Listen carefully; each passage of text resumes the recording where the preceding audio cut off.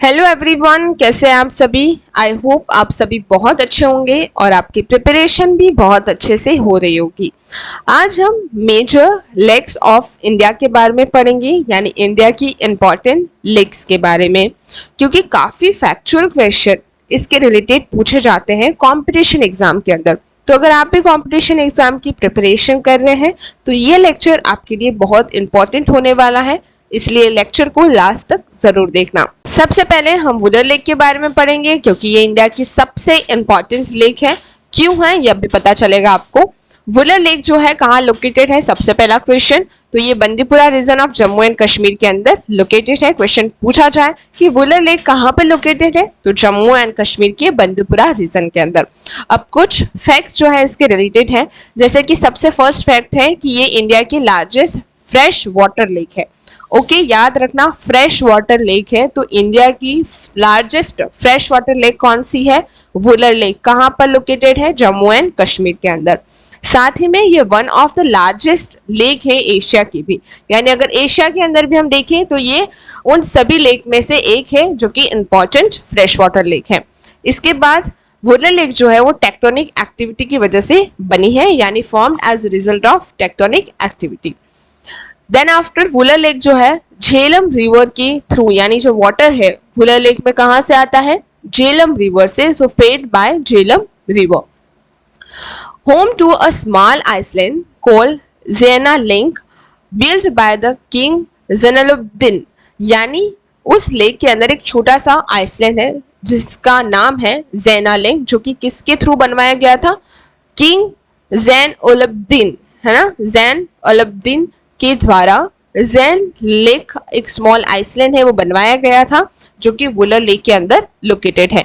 अ designated Ramsar site, यानी Wular lake जो है एक डेजिग्नेटेड रामसार साइट है जो कि क्रूशियल है for flood control, ground water recharge and biodiversity के लिए, इसलिए ये एक रामसार साइट भी है। तो क्वेश्चन अगर पूछा जाए कि क्या वुलर लेक एक रामसार साइट है, तो यस, वुलर लेक एक रामसार साइट डेजिग्नेटेड है। Then after recently, lotus bed have re-emerged after almost 25 years, signifying ecological revival. यानी 25 साल के बाद यहाँ पर इस लेक में lotus re-emerge हुए हैं, जिसे एक significant ecological revival कहते हैं। यानी इतने सालों बाद इकोलॉजी फिर से रिवाइवल हुई है, यानी 25 साल बाद यहाँ पर लोटस बेड्स, यानी पूरी जो लेक है उसमें लोटस री इमर्ज हुए थे। तो ये इंपॉर्टेंट फैक्ट है जो कि रिसेंटली हुआ है, सो आपको याद रखना है। अब बात करते हैं हम चिलिका लेक की। ओके, चिलिका लेक भी एक इंपॉर्टेंट लेक है। चिलिका लेक कहाँ पर लोकेटेड है, ये ओडिशा के अंदर है। कहाँ पर है, ओडिशा के अंदर। आपको याद रखना है कि कहाँ पर है, जैसे कि हमने याद रखा कि वुलर लेक जो है जम्मू एंड कश्मीर के अंदर है, उसी तरह से चिलिका लेक जो है वो उड़ीसा के अंदर है। अब इसके रिलेटेड भी कुछ फैक्ट है जो हम पढ़ेंगे, जैसे कि ये largest coastal lagoon in India and second largest in the world, यानी ये इंडिया का लार्जेस्ट कोस्टल लगून है इंडिया के अंदर और सेकेंड लार्जेस्ट है वर्ल्ड के अंदर। तो चिलिका लेक एक लगून है, लेक भी है और लगून भी है। और लगून क्या होता है, ये सी के किनारे, यानी जो समुद्र होता है उसके किनारे होता है। और क्या होता है कि जो रेत है वो एक तरह की हम कह सकते हैं सेपरेट कर देता है लेक और जो सी एरिया है उससे, तो वो लगून बन जाता है, जिसका पानी जो रहता है थोड़ा सा खारा रहता है, यानी उसमें सॉल्ट जो रहता है वो कंटेन रहता है, क्योंकि ये किसके पास होता है, जो समुद्र है, सी एरिया है, सी रीजन्स के पास रहता है, इसी की वजह से। तो चिलिका लेक जो है वो ओडिशा के अंदर है। ये लार्जेस्ट कोस्टल लगून है इंडिया का और साथ ही में वर्ल्ड का सेकेंड लार्जेस्ट लगून है। ओके, इसके बाद यहाँ पर देखिए ब्रैकिश वाटर लेक। क्यों, क्योंकि यहाँ का पानी थोड़ा सा खारा रहता है, इसलिए ये ब्रैकिश वाटर लेक भी उसे कहा जाता है। Designated as a Ramsar site due to its rich biodiversity, तो चिलिका लेक भी एक रामसार साइट है क्योंकि यहाँ पर काफी रिच बायोडाइवर्सिटी है। Major wintering ground for migratory birds on Indian subcontinent, यानी काफी ऐसे बर्ड हैं जो इंडियन सबकॉन्टिनेंट से माइग्रेट करके यहाँ पर आते हैं चिलिका लेक पे। तो ये मेजर विंटरिंग ग्राउंड है, यानी विंटर के टाइम पे यहाँ पर काफी बर्ड्स जो है वो माइग्रेट करके यहाँ पर आते हैं। होम टू इंजेंडर इरावदी डॉल्फिन्स, और ये एक होम है जहाँ पर काफी इरावदी डॉल्फिन्स जो है वो रहती हैं, जो कि एक इंजेंडर क्या है, एनिमल है। तो ये यहाँ पर रहती है। तो आपको याद रखना है कि चिलिका लेक के अंदर इंजेंडर इरावदी डॉल्फिन जो है, जो कि अब समाप्त होने की टाइम पे है, यानी अब एक्सटिंक्ट होने वाली धीरे धीरे, लेकिन यहाँ पर कुछ इरावदी डॉल्फिन है जिसे यहाँ पर कंजर्व किया जाता है। नेक्स्ट पढ़ते हैं सांभर लेक। अब सांभर लेक जो राजस्थान में रहता है उसको पता ही होगा, तो राजस्थान से कौन कौन है कमेंट सेक्शन में बताना। सांभर लेक जो है वो राजस्थान में लोकेटेड है और ये बहुत ही इंपॉर्टेंट लेक होती है राजस्थानियों के लिए। तो राजस्थानी बहुत ही इंपॉर्टेंट लेक है सांभर। ओके, तो आप को पता ही है कि कितनी इंपॉर्टेंट है अगर आप राजस्थान से हैं। तो सांभर लेक है। अब फैक्ट्स की बात करते हैं, ये largest inland salt water lake है इंडिया की। अब अभी हमने देखा कि कोस्टल सॉल्ट वाटर लेक देखी, अभी हमने चिलिका लेक, ये इनलैंड यानी किसी कोस्टल रीजन पे नहीं है।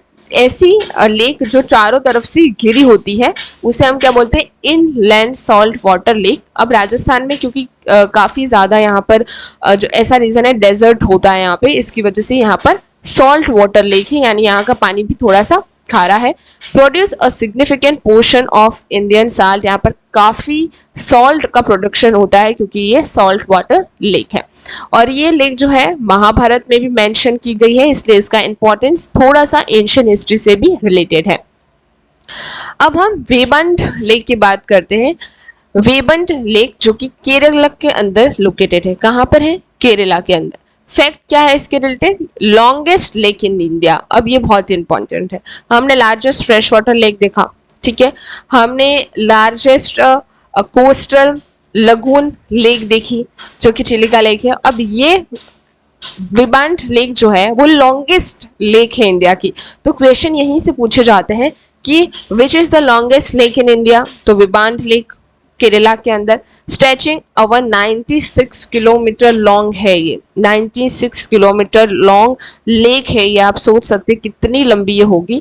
Non for its back water tourism, house boat. यहाँ पर हाउस बोट केरला के अंदर एक कंपटीशन होता है, शायद इसी लेक के अंदर होता है, may be, I don't know, आप सर्च कर लीजिएगा।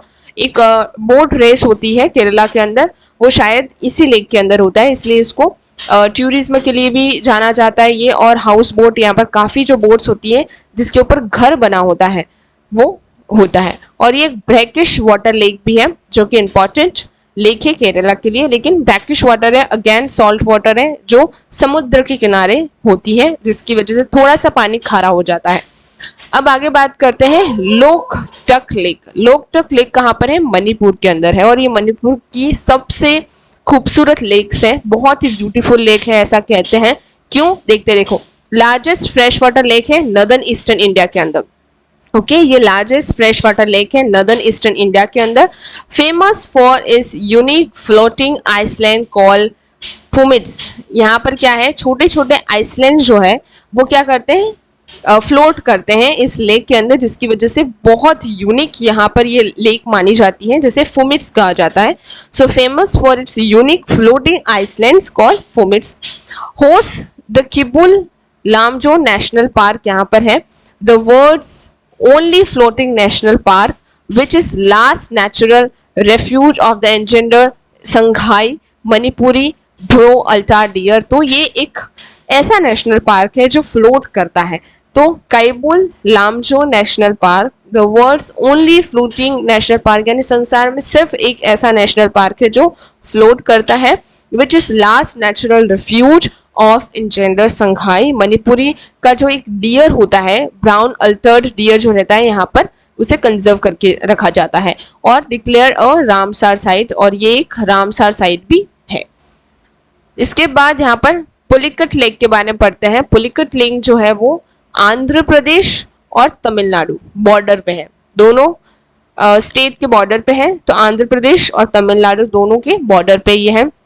फैक्ट क्या है कि ये second largest brackish water lake है इंडिया की। फर्स्ट कौन सी है ब्रैकिश वाटर? चिलिका लेक। और ये second largest brackish water lake है इंडिया की।